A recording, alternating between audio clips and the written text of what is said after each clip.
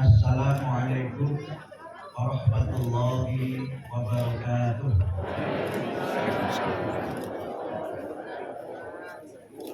Alhamdulillah alladzi fataha li ibadihi tariqal falah. Wassalatu wassalamu ala Rasulillah wa ala alihi wa sahbihi wa man tabi'ahum bi istiqamati ila yaumil qiyamah. Amma ba'd. Wa qala Allah ta'ala fil Qur'anil Karim, a'udzu billahi minasy syaithanir rajim. Ya ayyuhalladzina amanu kutiba 'alaikumus shiyam kama kutiba 'alal ladzina min qablikum la'allakum tattaqun. Shadaqallahul azim.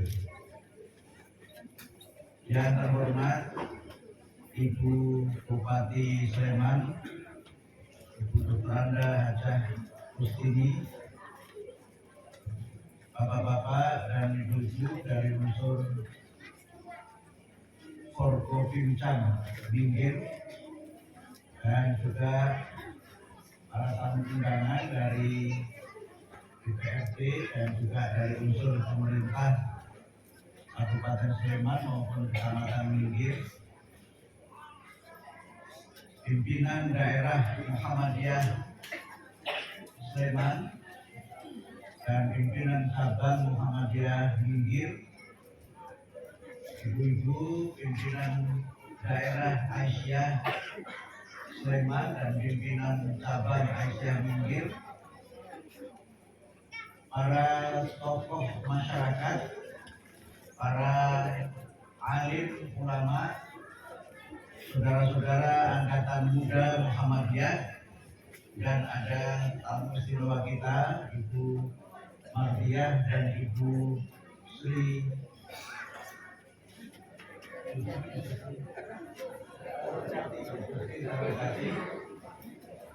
Dan singkatnya tanpa mengurangi rasa hormat, seluruh hadirin wal hadirat rahimakumullah.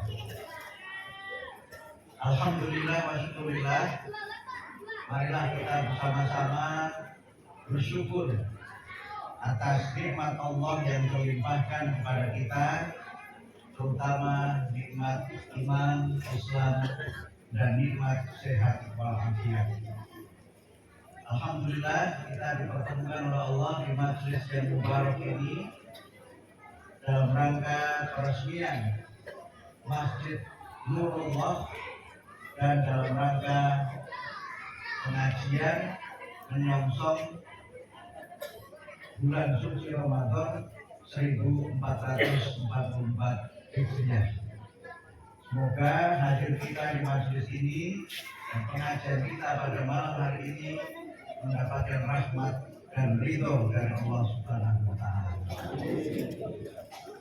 Bapak-bapak dan ibu-ibu yang saya hormati, saya merasa berbahagia malam hari ini bisa berada di ranting Lepu Sembrang Mulyo cabang Minggir. Tadi saya berangkat dari Universitas Ahmad Dahlan, nanti benar-benar Minggir. Tapi saya menikmati sampai tadi perjalanan, saya buka kaca masih menikmati sawah Bu Bupati, dan tadi sambil transit juga masih malam mendengar suara malam tik gitu. Serasa saya berada di kampung halaman saya. Kebetulan saya dengan Bu Bupati ini bertetangga, beliau dari Jepara, saya dari Kudus. Cuma bedanya beliau orang kota, saya dekat dengan kota. Desa saya lebih minggir dari minggir ini. Mungkin kalau ini minggir, maka tempat saya itu pelosok. Ya, waktu saya awal-awal pulang kampung itu, awal-awal kalau nyari sinyal itu harus ke sawah. Tapi alhamdulillah sekarang sinyal so dekat, sudah banyak sinyalnya, dan alhamdulillah juga masyarakat memiliki semangat yang sangat tinggi untuk melaksanakan kegiatan dakwah, termasuk juga sempat menghadirkan Pak Ketua Umum PP Muhammadiyah meresmikan masjid di ranting saya di Kudus, dan juga Geraha Pemuda Muhammadiyah di Kudus. Saya merasa terhormat meresmikan masjid walaupun tidak nyumbang. Dan inilah enaknya di Muhammadiyah itu. Hanya modal abad tapi bisa tanda tangan. Cuma kalau saya hanya modal abad saja saya nggak enak nanti panitia menyebutkan ada yang kurang. Karena itu saya pribadi nitip 50 ya. Ini pribadi kalau PP minta kebenaran. Bapak Ibu yang hormati, pembangunan masjid ini saya kira menjadi sebuah pertanda kesungguhan dan ikhtiar yang tiada henti dari seluruh masyarakat untuk membangun jiwa, membangun spiritualitas masyarakat dan spiritualitas bangsa. Kekuatan kita sebagai bangsa tidak hanya ditentukan oleh kemakmuran secara material, tetapi juga sangat ditentukan oleh kekuatan dan modal spiritual serta akhlakul karimah.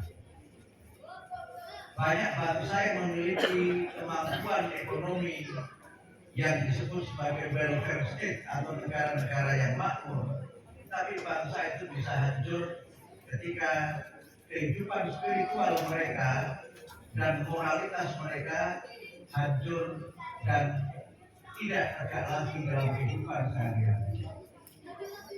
Ini menjadi sebuah pertanda penting bagaimana masyarakat memiliki komitmen bahwa bangsa ini harus tegak dan jaya, bangsa ini harus menjadi bangsa yang maju, yang kalau kita kaitkan dengan lirik dalam lagu Indonesia Raya itu, bangunlah jiwanya, bangunlah badannya. Karena itu maka secara pribadi saya menyampaikan apresiasi dan mendoakan kepada Ibu Mardiah dan Ibu Sri Tarujati serta seluruh masyarakat yang telah mewakafkan, menginfakkan sebagian hartanya untuk pembangunan Masjid Nurullah ini. Semuanya merupakan amal soleh yang mendapatkan balasan yang terbaik dari Allah Subhanahu wa Ta'ala, dan semoga Ibu Mardiah yang sudah mewakafkan tanahnya untuk pembangunan rumah ini, pembangunan rumah ibadah ini, sekarang insya Allah pada waktunya nanti akan mendapatkan tempat yang terbaik di surga. Nabi bersabda, "Bana masjidan, banallahu lahu baitan fil jannah." Cuma tadi saya mikir, kalau tanah yang di sini semua sudah serahkan untuk masjid, itu tinggal di mana? Rumah anak ya, Bu? Ya. Tapi ini sebuah perjuangan yang luar biasa. Mudah-mudahan keteladanan dari beliau ini menjadi bagian dari inspirasi kita untuk mengikhlaskan harta yang kita cintai ini, kita sedekahkan, kita infakkan, kita wakafkan fi sabilillah. Dan di banyak tempat saya mendapatkan banyak sekali teladan pembangunan fasilitas ibadah pendidikan itu, wakifnya itu banyak yang perempuan. Suatu saat saya pernah diundang menandatangani maket pembangunan Madrasah Ibtidaiyah Muhammadiyah Boarding, jadi apa namanya, MI Boarding, di salah satu cabang di Kabupaten Tegal. Biayanya sekitar 6 miliar. Dan waktu itu ada hamba Allah, politisi nasional itu menyumbang 50 juta. Tetapi oleh ibu ini yang 50 juta itu tidak diterima. Silakan yang 50 juta disumbangkan di tempat lain, yang 6 miliar saya selesaikan sendiri. Saya sebagai waktu itu sekretaris PP hanya menandatangani maket saja. Dan kira-kira sebulan 2 bulan yang lalu saya diundang ke PDM Kabupaten Tegal untuk meresmikan penggunaan lift. Saya sempat nanya, menggunakan lift saja kok undang Sekun PP.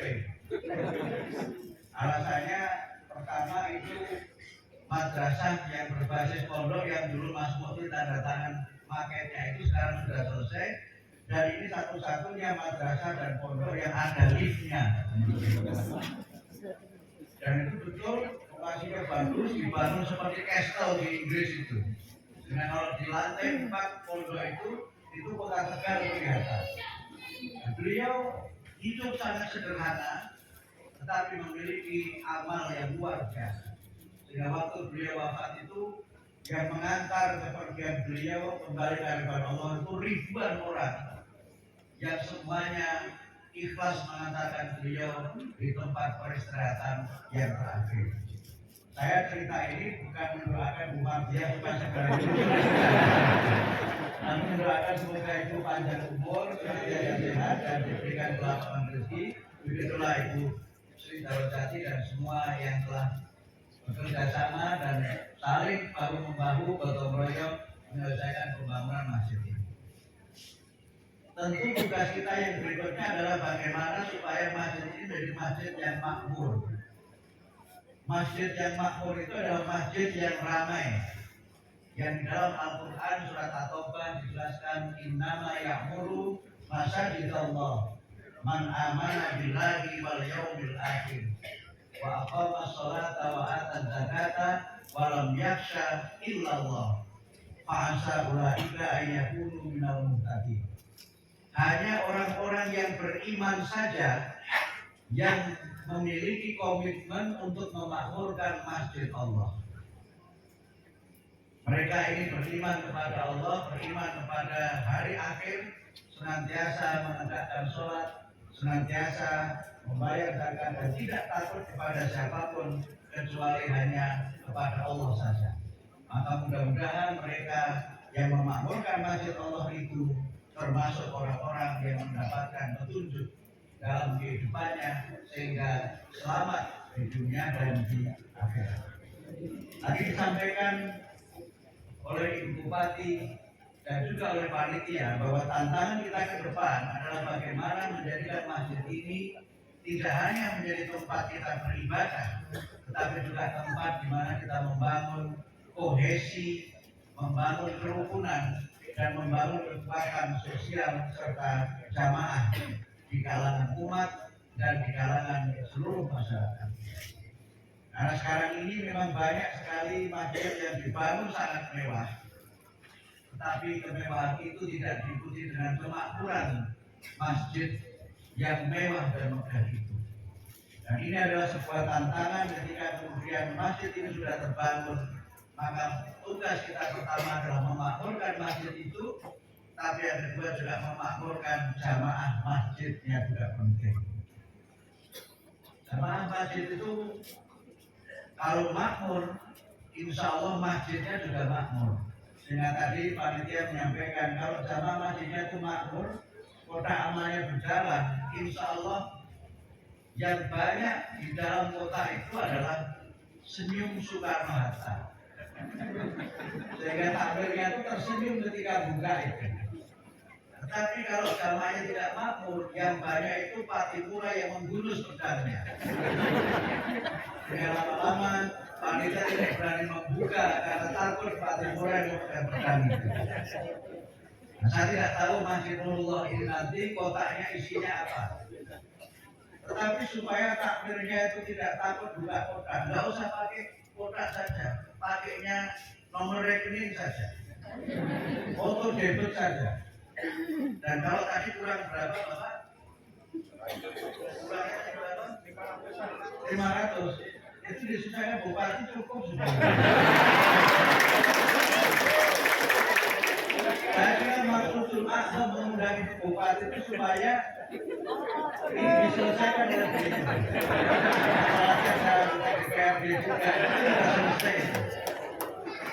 Kalau sampai tidak selesai, ya diselesaikan.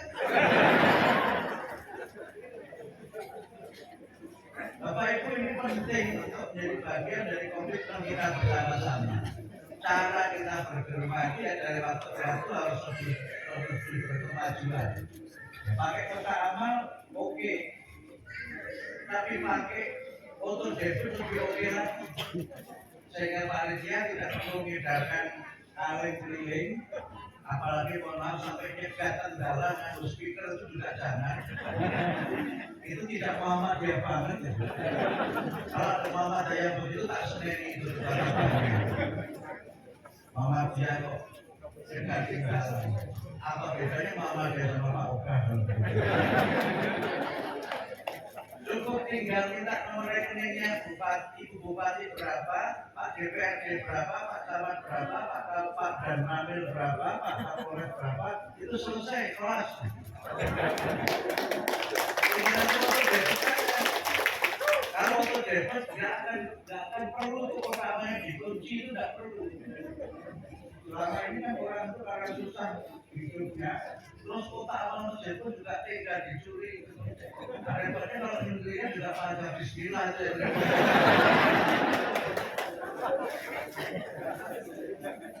Oleh karena itu maka masjid itu memang harus kita kembangkan, sekali lagi tidak hanya menjadi pusat kita melaksanakan ibadah, tetapi juga menjadi pusat kita membangun kerukunan sosial dan pusat di mana kita menggerakkan kemakmuran masyarakat. Di banyak tempat itu kan sudah mulai berkembang namanya masjid corporation. Masjid yang sustainability-nya, keberlangsungannya itu ditopang oleh unit-unit bisnis, unit-unit usaha, unit ekonomi yang dikelola oleh masjid. Di Jakarta misalnya ada Masjid Al-Azhar. Itu termasuk masjid yang mempelopori masjid corporation. Kalau Istiqlal akhirnya APBN, nggak perlu ada masjid corporation supaya. Tapi kehidupan ini harus kita topang dengan gerakan ekonomi. Dan oleh karena itu maka gagasan kita untuk memakmurkan masjid sekali lagi harus kita ikuti dengan memakmurkan jamaah masjid. Kalau jamaah masjidnya itu makmur, orang masjid itu bangga dan senang. Kalau berjamaah, jamaah setelah kita itu harum mewangi, itu kan senang. Dibanding kalau kita jamaah, wis makan-makan, besar-besar, keringetnya alhamdulillah karuan. Masjid-masjid itu harus menggambarkan kemajuan masyarakat. Sehingga saking pentingnya kita itu harus tampil keren, tampil trendy sampai Quran memerintahkan kita. Ya Bani Adam, kudu zinatakum inda kulli masjid. Wahai manusia, wahai anak Adam, pakailah perhiasanmu yang baik, yang keren, yang trendy ketika kamu ke masjid. Karena itu kalau ke masjid harus berbusana yang baik. Kalau saya di kampung dulu kan, mohon maaf kan, kalau ke masjid itu kan sarungan atau sarungnya itu ngepeng. Nggak tahu di sini begitu. Dulu di kampung saya begitu, sekarang sih sudah berubah. OTP juga harus yang keren. Kalau perlu di Masjid Nurullah ini semua OTP itu pakai jas yang keren. Kemudian khotbahnya juga khotbah yang bernas, yang isinya itu mencerahkan jamaah, menggugah jamaah, bukan menenteramkan jamaah. Selesai, Pak. Oke. Menenteramkan itu begitu memperkecil terus sehari ini tuh ini namanya menenteramkan. Sampai kemudian protes, ini masjid apa kok nggak ada khotbahnya langsung sholat. Waktu khotbah dia entah kemana. Itu terjadi mungkin karena tadi tidak menggugah isi ceramahnya, tidak mencerahkan, tidak menambah wawasan dan perspektif, malah kadang-kadang sudah di mimbar, sudah ke masjid, sudah ke royal, diseneni dari mulai awal sampai akhir. Saya pernah Jumatan di salah satu masjid di dekat kantor KPU di Jakarta itu. Khotibnya itu bergelora semangat itu marah-marah. Waktu itu termasuk memarahi para aktivis HAM. Salah satunya disebut nama Mas Munir almarhum. Dimarahi luar biasa. Selesai khotbah, Mas Munir balik menyalami khotibnya. Pak Khotib, saya Munir ya Bapak marahi tadi itu. Akhirnya khotibnya selingkuhan. Makanya khotib itu kan kadang-kadang nggak ngerti jamaahnya, sehingga ayu al-qalbi itu tidak ngerti jamaahnya. Kalau di tempat agamanya kadang-kadang semua semua yang datang itu lagi absen. Sehingga kalau ada yang tidak datang itu diketahui dia sedang kemana. Nah, kadang-kadang kalau di Islam ini, kamu nggak ke masjid Nurullah, iya saya ke masjid Nuruddin. Nuruddin, kamu nggak ke masjid Nuruddin, iya saya ke masjid Nurullah. Karena itu menurut saya pembinaan masjid itu harus database, harus ada datanya. Siapa sesungguhnya jamaah masjid Nurullah ini menurut saya penting. Supaya kita tahu keadaan jamaah kita itu. Karena seringkali kita ini mohon maaf hanya menyapa jamaah kita kalau dia sedang sehat walafiat. Kalau sedang sakit tidak pernah ada yang menyapa. Kita ini menyapa mereka ketika sedang aktif, begitu tidak aktif kadang-kadang dimarahi. Tapi yang dimarahi ternyata sudah meninggal dunia. Kadang-kadang teman-teman kayak kesempatan itu loh Pak. Di Senen ini sebelum di Senen itu kumpul situ. Orang tahu orang tahu, dapat ini dia harus kembali dari banyak. Inilah yang saya kira juga penting agar jamaah di masjid itu tidak menjadi kerumunan. Jamaah itu menjadi community.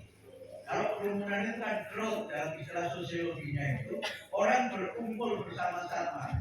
Tapi sesungguhnya hati mereka itu keras antara satu dengan yang lainnya. Taksatuhum jami'an, seakan-akan kamu menduga mereka itu rukun, tapi qulubuhum syatta, hati mereka itu keras antara satu dengan yang lainnya.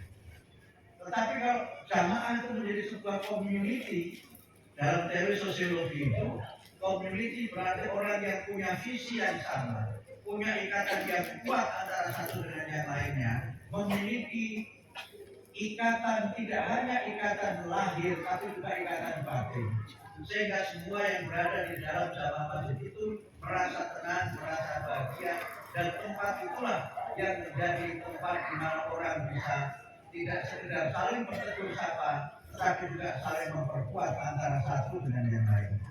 Jamaah itu harus menjadi jamiah dan harus menjadi syarikah yang di dalamnya kita membangun kekuatan umat.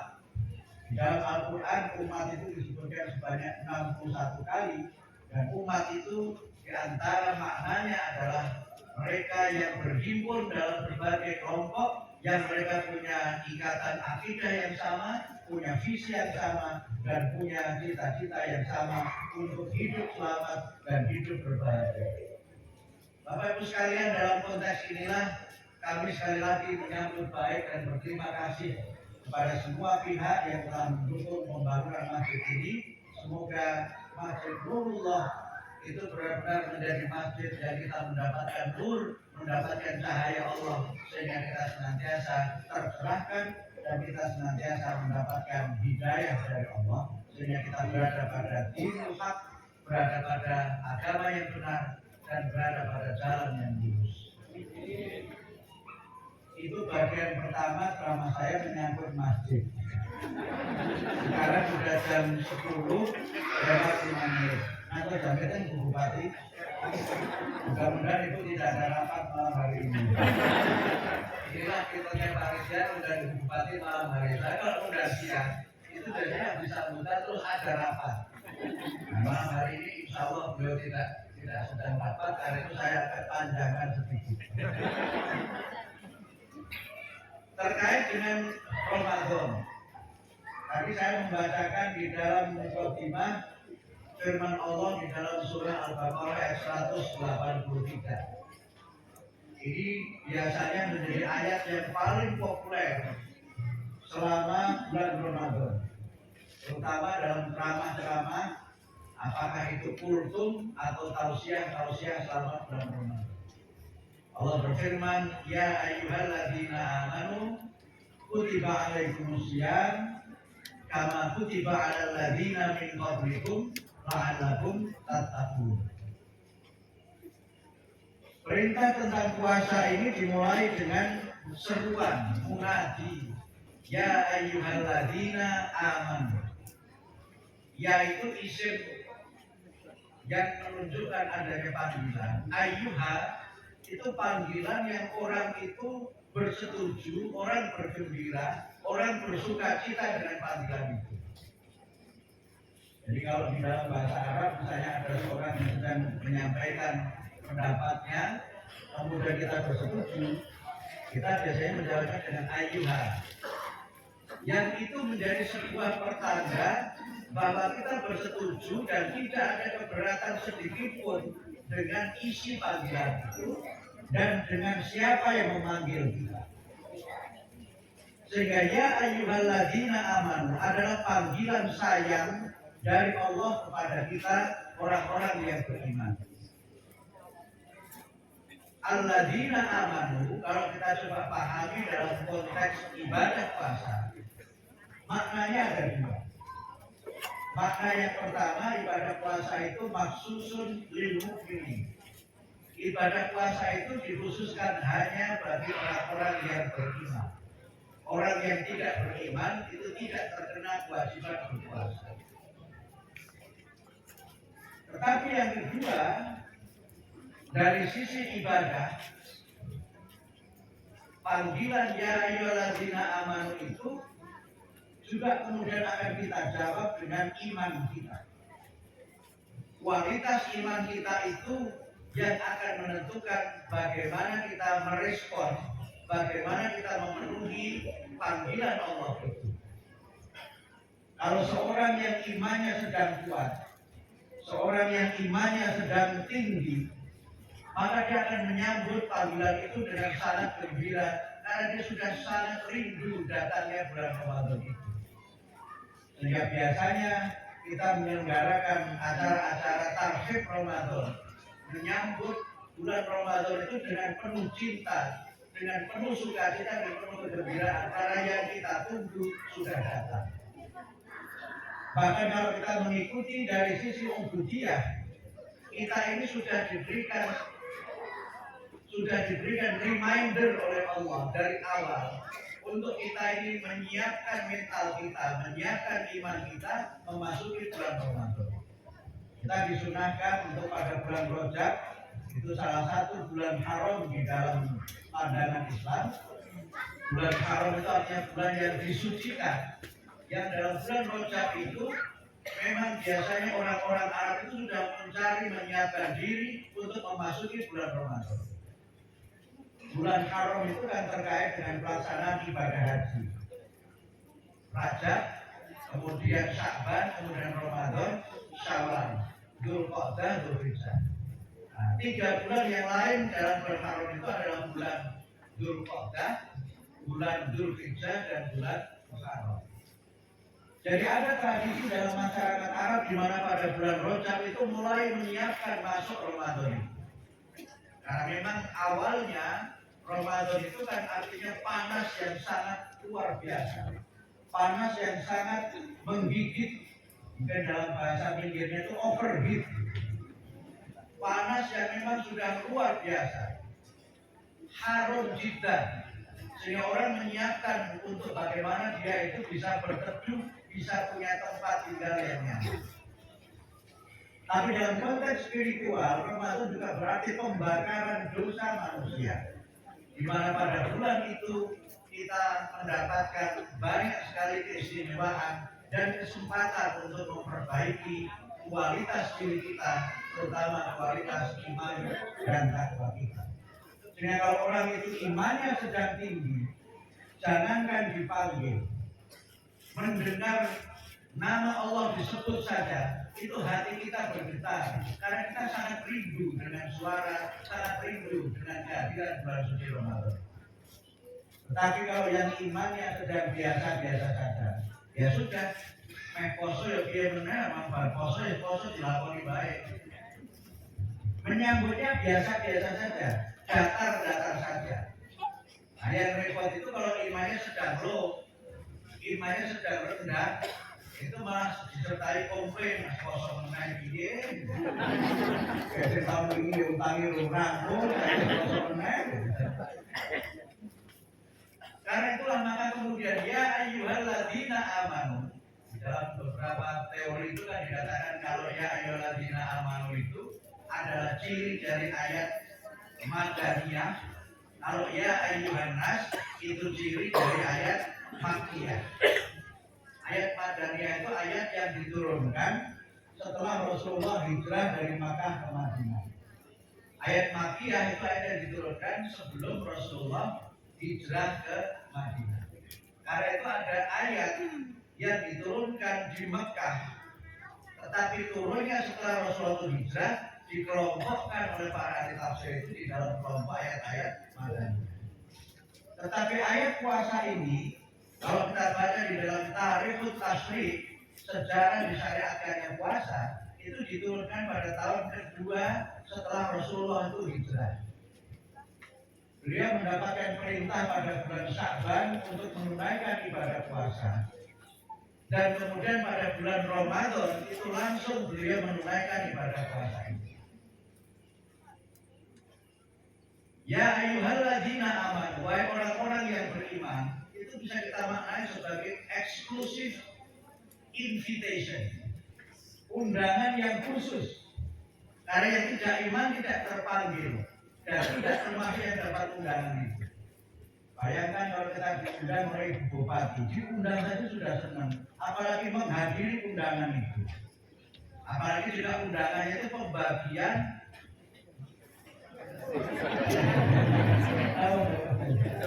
pembagian BLT. Karena BLT ini kan punya saya tarik bantuan langsung tewas. Terus membagi suwi, begitu untuk pas kebantu utangnya oke. Akhirnya BLT bantuan langsung tatas. Nah, menurut saya itu ada yang kalau terima gaji itu hanya terima stroke saja. Stroke itu tapi isinya rembuh. Karena apa? Kredit kulkas yoyo, kredit motor yoyo, kredit kelambi yoyo. Jadi stroke itu tidak stroke saja. Makanya akhirnya kalau saya itu stroke benar itu. Karena setiap kali terima stroke isinya hanya stroke saja. Uangnya entah kemana juga tidak tahu. Oleh karena itulah mari kita pada menerima undangan istimewa, kita juga harus merasa bangga dan bergembira memasuki bulan Ramadan. Karena itulah maka kemudian redaksi tentang puasa itu disebutkan dengan Maknimatul Kutiba Alaikumusya. Bapak Ibu, ini agak unik kalau kita lihat secara redaksi. Perintah untuk haji itu tidak disebutkan dengan redaksi kutiba. Haji itu disebutkan dengan redaksi walillahi ala nasi hijjul baiti man istata'a ilaihi sabila. Perintah sholat juga tidak pakai kata kutiba, aqimus sholat wa atuz zakat. Perintahnya direct, langsung. Tetapi untuk puasa itu pakai redaksi kutiba. Yang kalau kita menggunakan pendekatan lughat, pendekatan bahasa, perintah ini perintah yang sudah given. Karena maknimat itu kan kalimat pasif. Itu artinya apa? Kita tidak punya hak apapun untuk menawar dan tidak ada alasan apapun untuk menghina. Karena itu maka dengan kutiba itu just do it, take it or leave it, kira-kira begitu. Kamu ambil atau kamu tidak usah sama sekali. Tapi dalam pengertian yang kedua, kutiba itu artinya kewajiban yang memang sudah ada sejak dulu dan kewajiban yang sesungguhnya bukan sesuatu yang sama sekali baru. Karena itulah kemudian disebutkan kama kutiba alal ladzina min qablikum, sebagaimana telah diwajibkan kepada umat sebelum kamu. Maknanya ada dua dalam konteks ini. Makna yang pertama, ibadah puasa itu bukanlah ibadah yang hanya diwajibkan oleh Allah, disyariatkan oleh Allah kepada umat Muhammad, tapi umat sebelum umat Nabi Muhammad juga sudah ada kewajiban dan syariat berpuasa. Tetapi memang dalam beberapa kitab tafsir, mengapa itu disyariatkan kembali kepada umat Nabi Muhammad? Itu karena memang ada penyelewengan atau ada penyimpangan dari syariat puasa itu oleh umat sebelum umat Nabi Muhammad. Karena itu maka disyariatkan kembali. Dan yang berikutnya ada pesan psikologis. Karena puasa itu memang kita sambut dengan gembira, tetapi membayangkan ibadah puasa itu tidak ringan kita menunaikan.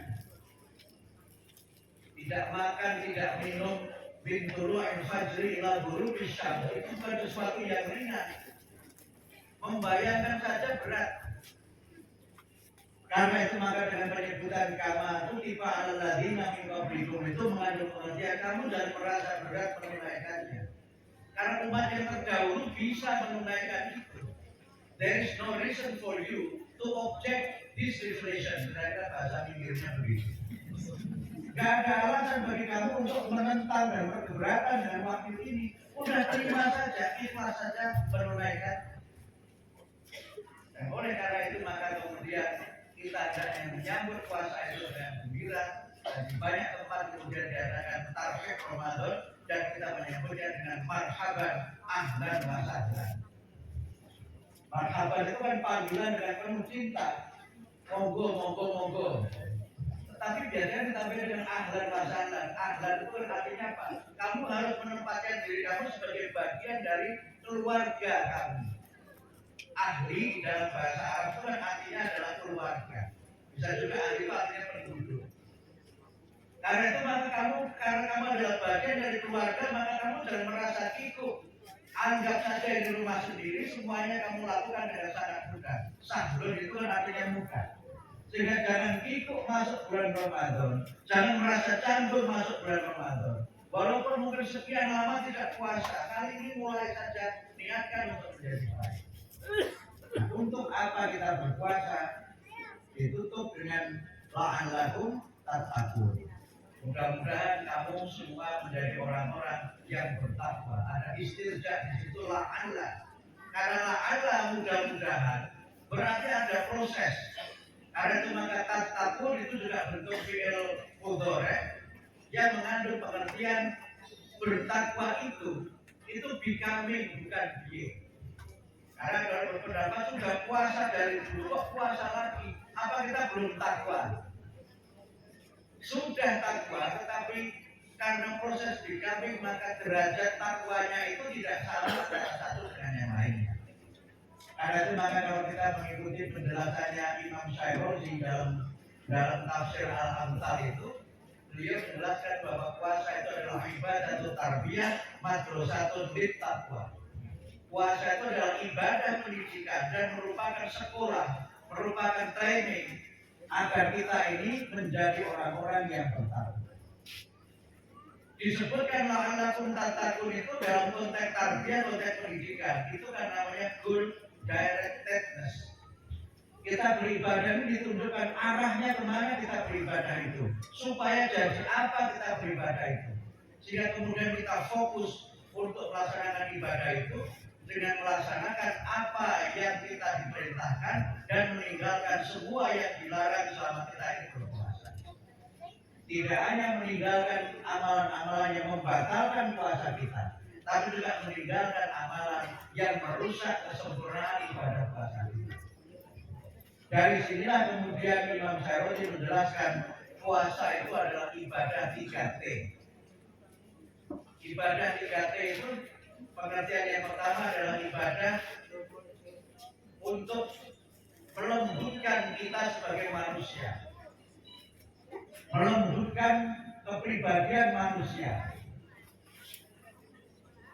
Disebutkan dengan taltif, agar kita ini lembut, latifun, lembut. Karena manusia itu sebenarnya punya tabiat yang kasar. Walaupun manusia dari sisi lafadznya al-insan itu kan artinya lembut, jinak.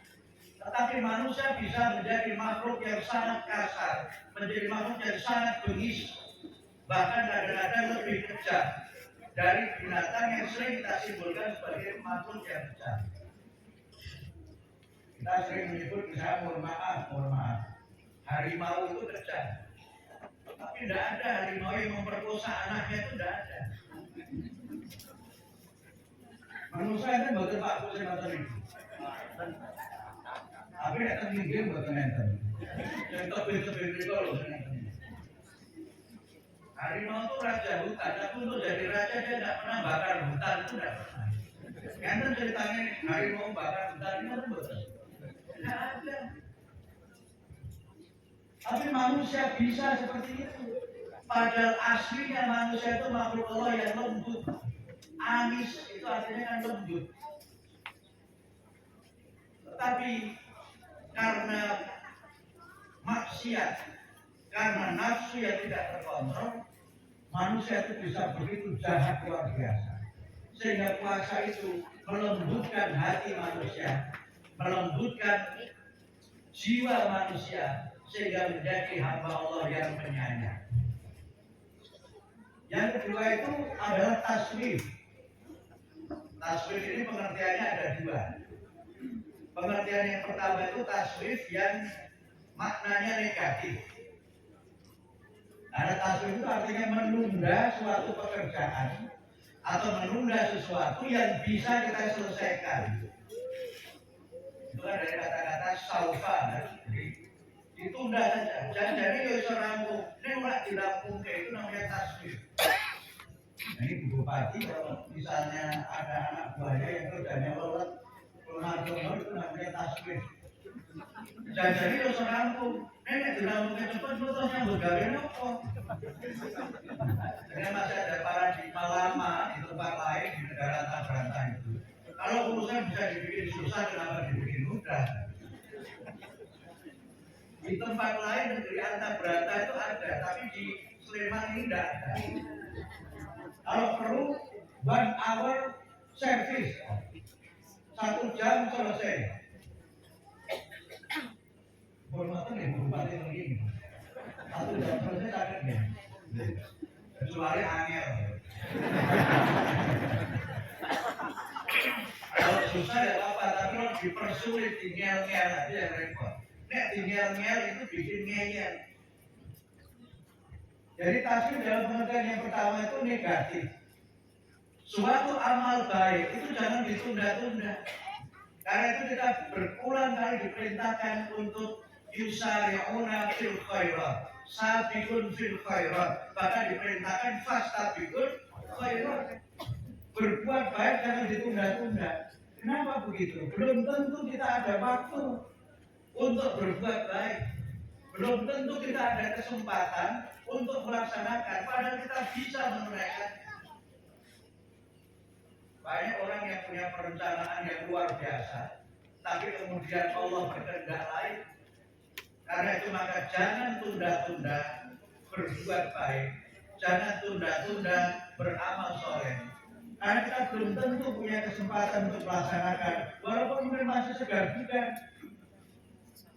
Saya pernah dapat undangan pernikahan dari seorang sahabat.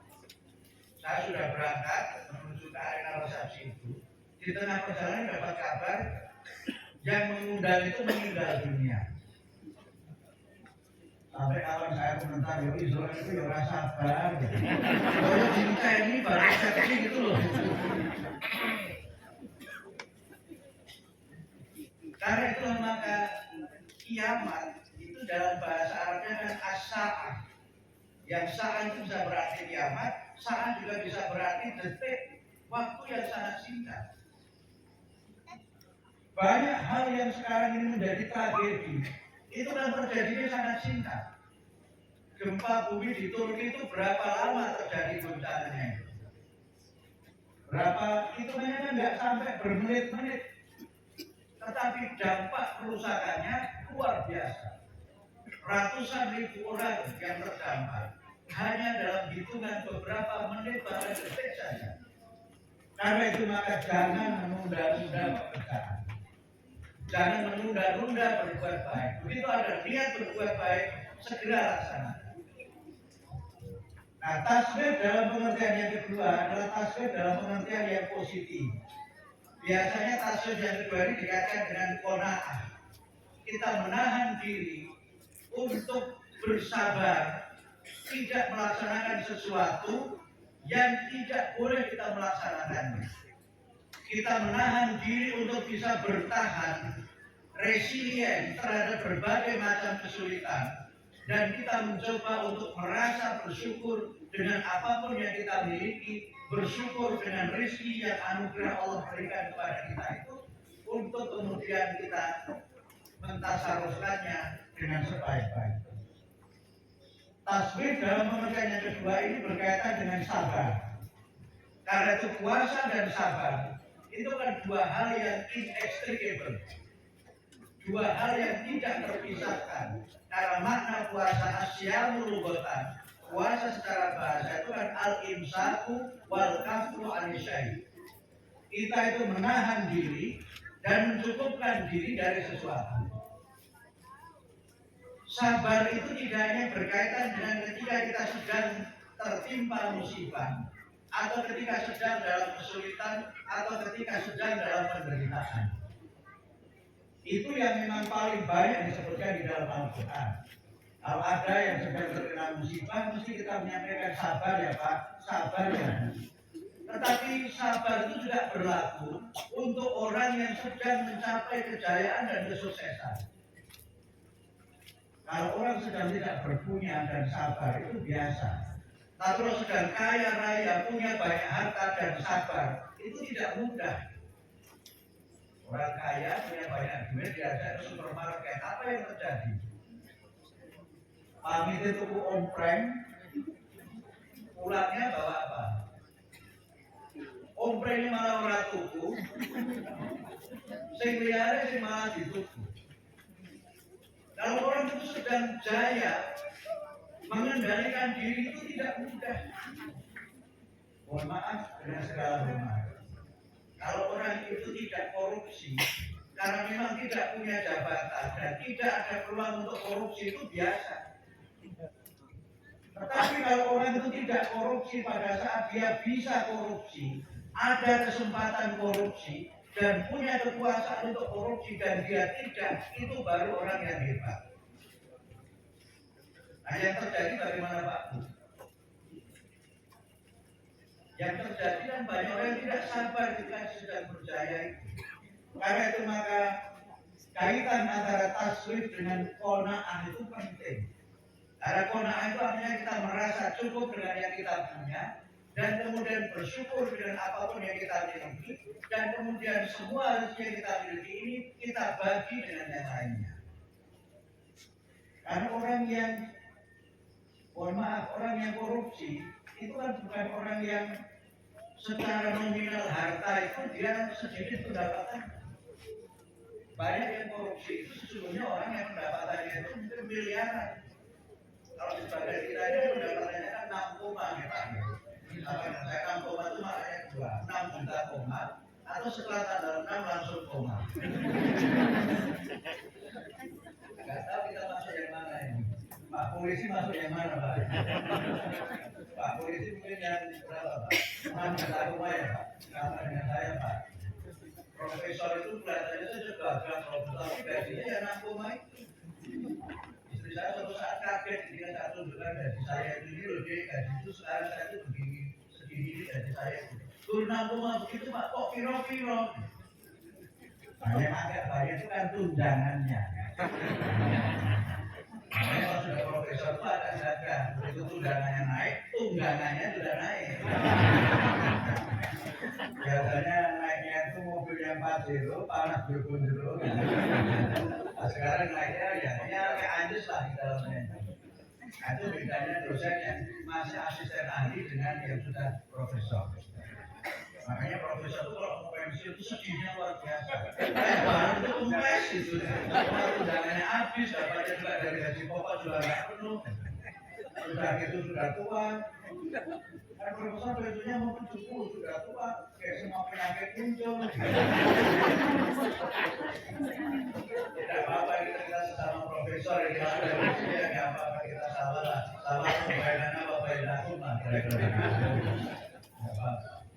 Makanya kan kalau jadi PNS itu kan kata Cak Lontong kan dulu kan namanya PNS diganti ASN kan, artinya Pak akan selalu naik. Tapi tetap saja PNS paling naiknya sedikit.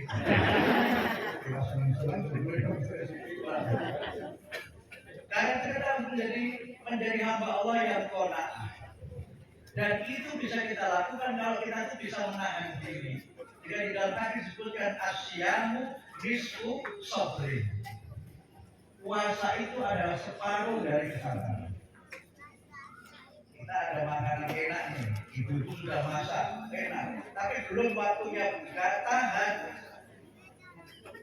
Menahan diri tidak makan pada saat ada makanan Dengan tidak makan ketika tidak ada makanan itu berat mana Pak?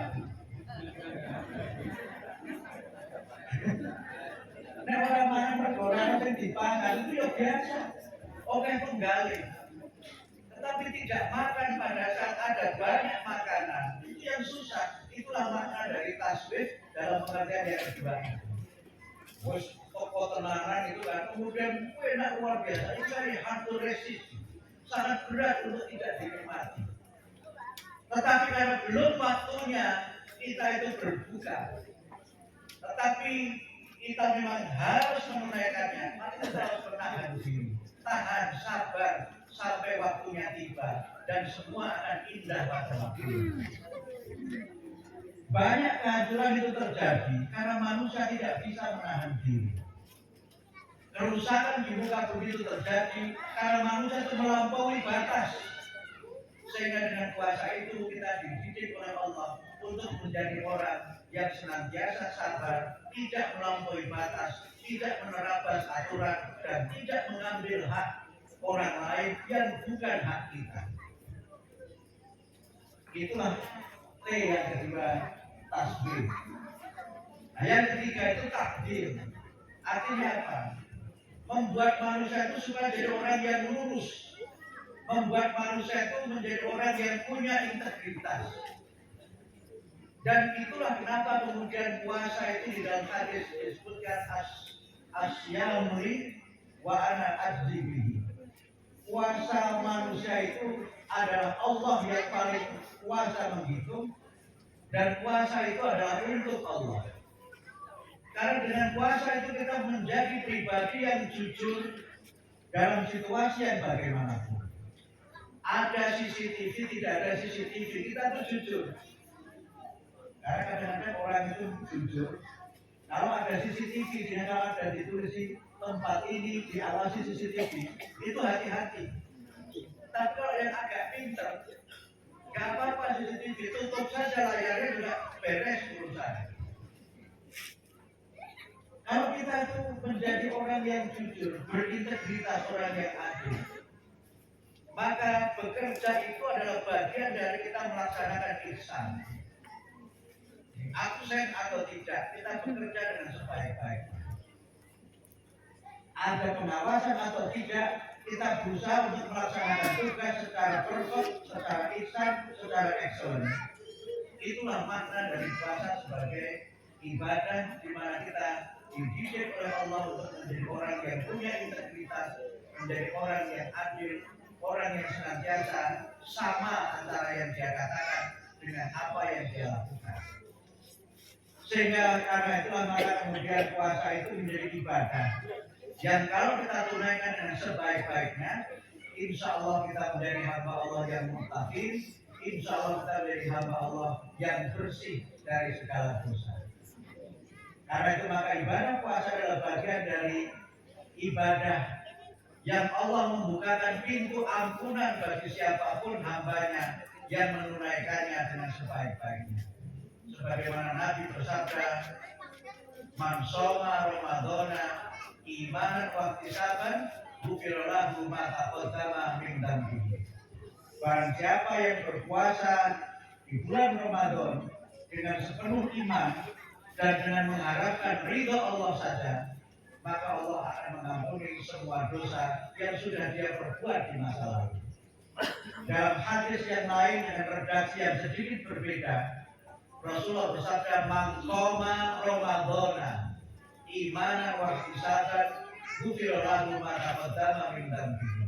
Kalau man shoma Ramadhana itu merujuknya pada ibadah puasanya. Kalau man qoma Ramadhana itu merujuknya pada ibadah puasa dan ibadah-ibadah lain yang ada selama bulan Ramadan. Karena ada ibadah yang maksusun fi syahri Ramadan. Ada ibadah yang hanya dilakukan pada bulan Ramadan saja. Ibadah itu adalah sholat tarawih. Itu hanya ada di bulan Ramadan. Di luar bulan Ramadan tidak ada tarawih.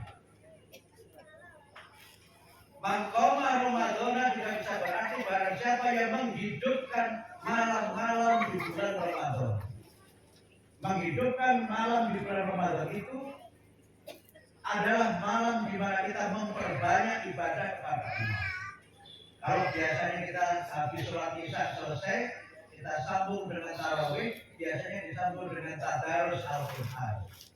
Tadarus Al-Quran itu tidak sekedar kita membaca Al-Quran, qiraatul Quran, tetapi juga berusaha untuk mempelajari, mendalami, memahami Al-Quran.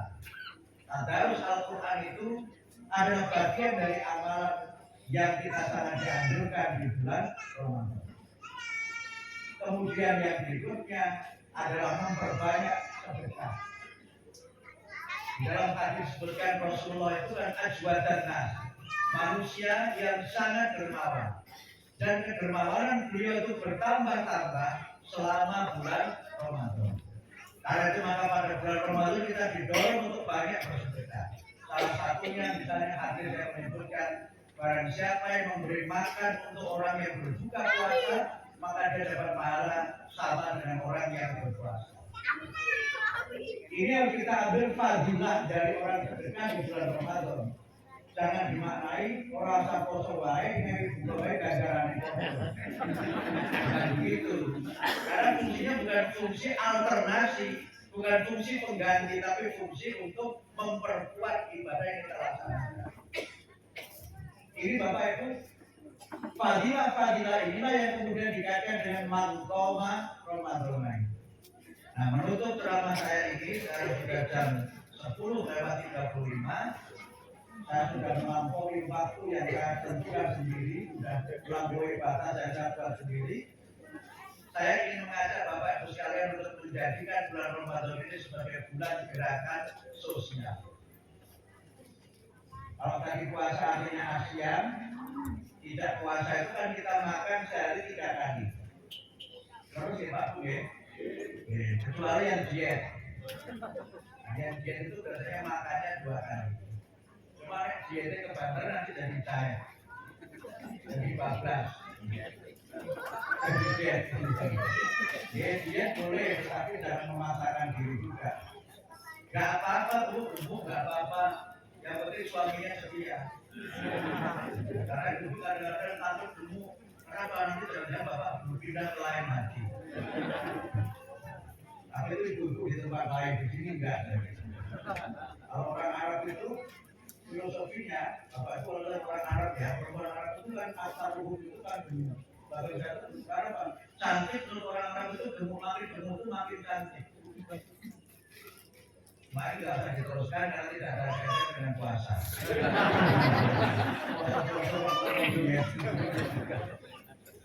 Kalau kita biasa makan 3 kali, kalau puasa makannya berapa kali?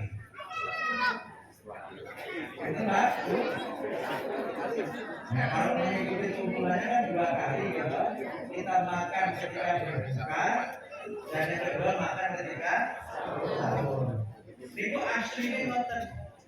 Dan nyatanya itu sendiri. Itu Mbak. Nah, jual banget itu. Tapi bagaimana kalau coba kita amalkan ini? Karena mesti ada maksudnya itu.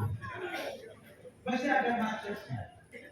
Dari kata Asia untuk menahan diri, kita kurangi dari 3 kali menjadi 2 kali. Teorinya selama bulan puasa itu, pengeluaran kita itu kan harusnya kan hemat. Karena kalau makan 3 kali itu biasanya pinter. Dari tidur itu biasanya pinter pengeluarannya. 1 second. Apa 1 second dihitung, 1 tahun atau oke aja. Aku tidak baik. Kalau biaya hidupnya murah, enak tinggal di sini. 30, oke 30. Berarti kalau makan 3 kali itu 90. Nah sekarang kalau makan yang 2 kali berarti itu terus ini Pak. Kita berpikir untuk cari tangan di sini supaya dari saya bisa saving banyak. Tapi poinnya adalah seandainya jika apabila kita itu bisa melaksanakan tuntunan makan 2 kali selama Ramadan, kemudian kita itu berhemat pengeluaran itu, puasa itu bisa menjadi bagian dari gerakan sosial. Kedaipun itu 3.000, nek jalan namung ping kalih namung kalih dosa, sing sedoso itu disisihkan, disaving, disimpan. Kemudian 10.000 itu kita kelola bersama-sama untuk memberdayakan orang-orang yang tidak berguna. Dalam banyak kesempatan saya mengatakan bagaimana kita menjadikan puasa ini dengan gerakan namanya saving for caring. Berhemat untuk kita ini menjaga, membantu, memberdayakan sesama yang memerlukan uluran tangan. Karena itu Pak Ketua Panitia, kalau saving for caring ini bisa kita lakukan, kekurangan pembangunan itu insya Allah selesai pada Ramadan. Pak Ketua Cabang, warga Mama dan ini pinten Pak? 15.000. Minggir mawon itu 16.000. Sing tengah pinten? Tapi minggir mawon 15.000 kali 10.000. Berarti sehari berapa itu? Pinten Pak? 10.000 kali 15.000 itu pinten? 150 juta. 15 juta. 15 juta ya? Kon dihitung itu mulai tambah pinten itu? 150. Nah, itu 150 juta per hari. Kalau 10.000 per hari. Kalau 10.000 kan? Nah, sesasinya pinten?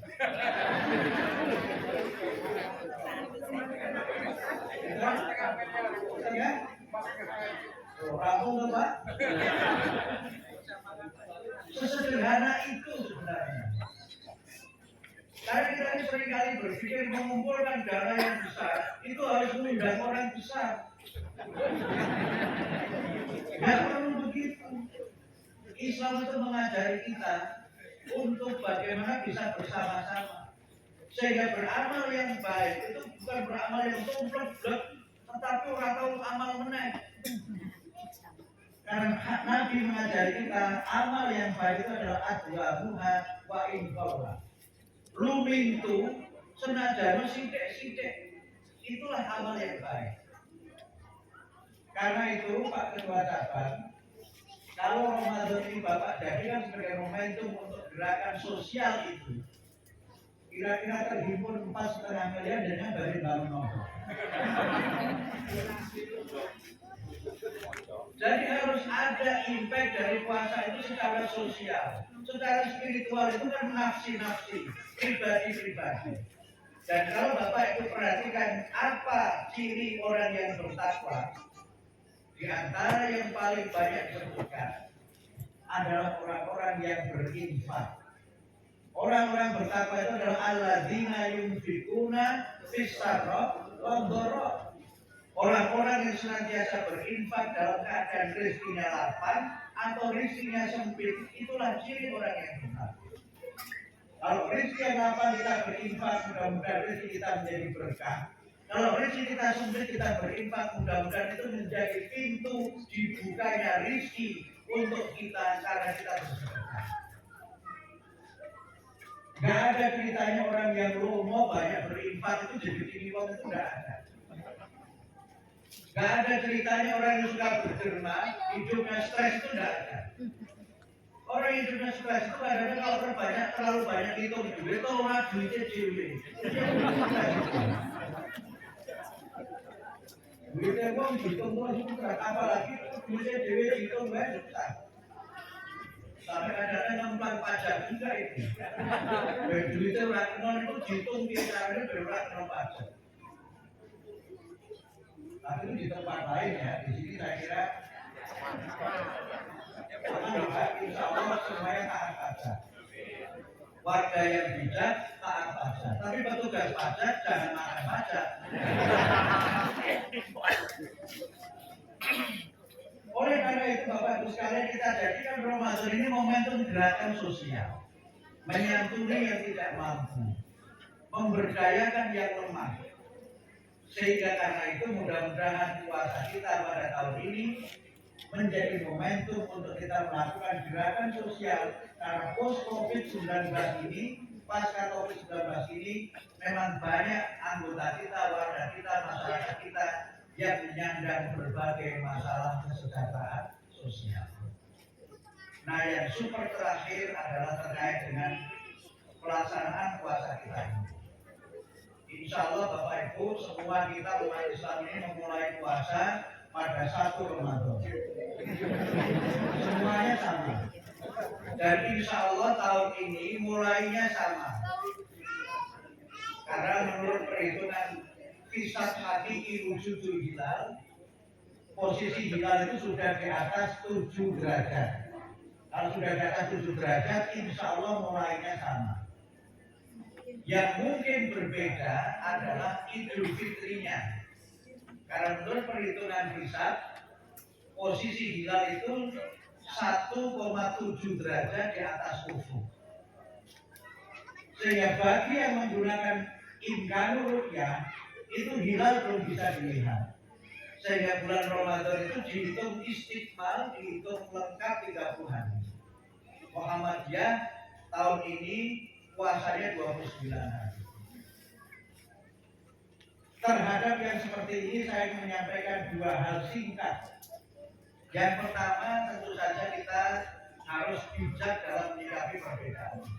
Tapi saya ingin mengatakan kalau ada perbedaan itu, istilah yang dipakai itu jangan perbedaan antara Muhammadiyah dengan NU dan dengan pemerintah. Karena kalau kita pakai istilah ini, menggunakan redaksi ini, seakan-akan Muhammadiyah itu berbeda terus dengan yang lain. Saya menawarkan istilah baru. Perbedaan itu adalah perbedaan antara yang menggunakan hisab hakiki wujudul hilal dengan yang menggunakan imkanur ru'yah. Karena yang menggunakan hisab itu tidak hanya Muhammadiyah, ada ormas Islam yang lain yang juga menggunakan hisab. Dan yang menggunakan imkanur ru'yah itu juga tidak hanya saudara-saudaranya tadi Nahdlatul Ulama, banyak juga ormas Islam yang lain yang menggunakan ru'yah. Karena kalau sudah kita buat bahasa seperti itu, Muhammadiyah itu tidak diadu domba dengan kelompok umat Islam yang lain. Arab Saudi itu tidak Muhammadiyah, tidak juga NU. Arab Saudi itu pakainya ru'yah. Amerika itu tidak Muhammadiyah, pakainya hisab. Jadi jangan kemudian dibenturkan seakan-akan kalau hisab itu Muhammadiyah, kalau ru'yah itu NU, sudah NU sudah pakai hisab. Kalau kata teman-teman NU, kami pakai hisab untuk memperkirakan, tapi menetapkannya pakai ru'yah. Hisab itu perkiraan, ru'yah itu penetapan. Itu soal ijtihad yang merupakan wilayah furu'iyah, wilayah cabang, wilayah ijtihadiyah, bukan wilayah yang pokok atau usul di dalam kita ini beragama. Karena itu maka terhadap perbedaan ini, mari kita kembalikan kepada keyakinan masing-masing. Nah, yang kedua kemudian, terhadap yang sama, mari kita saling bekerja sama. Terhadap yang berbeda, mari kita saling bertenggang rasa. Karena dengan cara yang seperti itu, insya Allah kita akan berusaha berpuasa dengan damai. Bukan sudah diajak berpuasa, tapi masih berkelengan-kelengan antara satu dengan yang lain. Kalau sikap ini kita bangun, semua kita berpuasa dengan gembira, semua kita berpuasa berdasarkan dalil-dalil yang kita yakini, dan Muhammadiyah meyakini menggunakan hisab itu ada dalilnya, ada korinahnya dari Al-Quran dan ada dari hadis Nabi. Kenapa Muhammadiyah itu menggunakan hisab? Karena Quran mengisyaratkan kita untuk menggunakan hisab. Di dalam surah Yunus disebutkan walladzi ja'ala syamsa diya'a wal qamara nura wa qaddarahu manazila lita'lamu 'adada sinina wal hisab. Dialah Allah yang menjadikan matahari itu bercahaya, bulan itu bersinar, dan menetapkan orbit bagi matahari dan bulan itu agar kamu memiliki kalender perhitungan waktu dan memiliki hitungan-hitungan yang berkaitan dengan waktu-waktu untuk kita ini beribadah. Jadi menggunakan kisah itu tidak bid'ah, ada dalilnya yang menjadi rujukan manusia. Yang kedua, mengapa Nabi melihat langsung dengan ru'yah? Itu ada korinahnya di dalam hadis yang menyebutkan inna ummatun ummiyatun la naktubu wa la nahsubu. Kami ini umat yang belum memiliki ilmu yang tinggi. Kami tidak pandai menulis, kami tidak pandai berhitung. Asyahru hakada wa hakada. Bulan itu begini dan begini. Nabi sambil mengisyaratkan hitungan bulan itu dengan jari-jarinya. Marotan tis'ah wa isrin wa marotan talatin. Kadang-kadang bulan itu 29 hari, kadang-kadang bulan itu 30 hari. Jadi Nabi melihat langsung itu karena memang belum ada ilmu hisab pada waktu itu. Dan melihatnya tidak pakai teropong karena belum ada teropong pada zaman Nabi. Oleh karena itulah maka Bapak Ibu sekalian, terhadap perbedaan yang seperti ini sekali lagi, mari kita sikapi dengan dewasa, mari kita sikapi dengan arif, karena semuanya memiliki rujukan, semua memiliki dalil, dan warga Muhammadiyah tentu meyakini bahwa yang menjadi amaliyah, yang menjadi manhaj di Muhammadiyah itu juga dibangun berdasarkan dalil-dalil Al-Quran dan juga dengan hadis Nabi.